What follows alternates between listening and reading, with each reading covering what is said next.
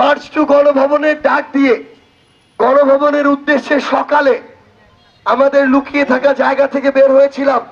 আমরা প্রত্যেকে আমাদের পরিবারের কাছে বিদায় নিয়ে বের হয়েছিলাম। যে কোনো মুহূর্তে খুনি হাসিনার যে কোনো বুলেট আমাদের বুকের এপার ওপার বিদ্ধ হতে পারত।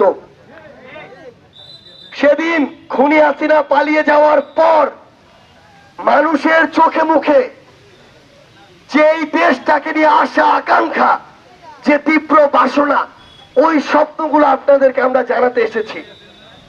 আমরা জানাতে এসেছি হাজারের অধিক মানুষ রাস্তায় তাদের মরা লাশগুলো পড়েছিল।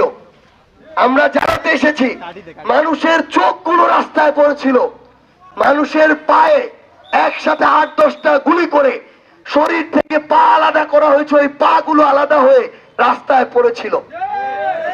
এই বিভৎস ঘটনাগুলো আমাদের চোখে এখনো ভাসে। ওই ঘটনাগুলো আপনাদের জানাতে এসেছি যে আপনাদের সন্তানেরা ওই ঢাকা, চট্টগ্রাম সহ বাংলাদেশের অনেক জায়গায় এভাবে অকাতরে নিজের জীবন দিয়েছে, রক্ত দিয়েছে।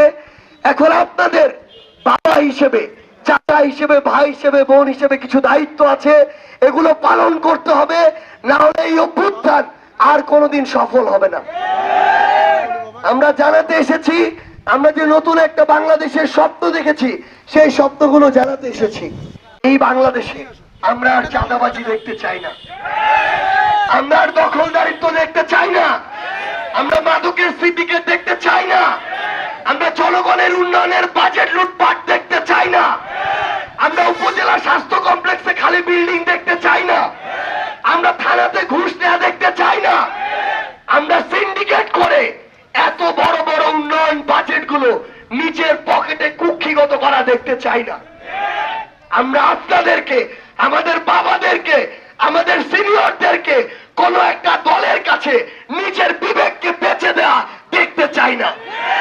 আপনারা দয়া করে কোন দল, কোন মার্কার কাছে নিজেকে দাস হিসেবে পরিণত করবেন।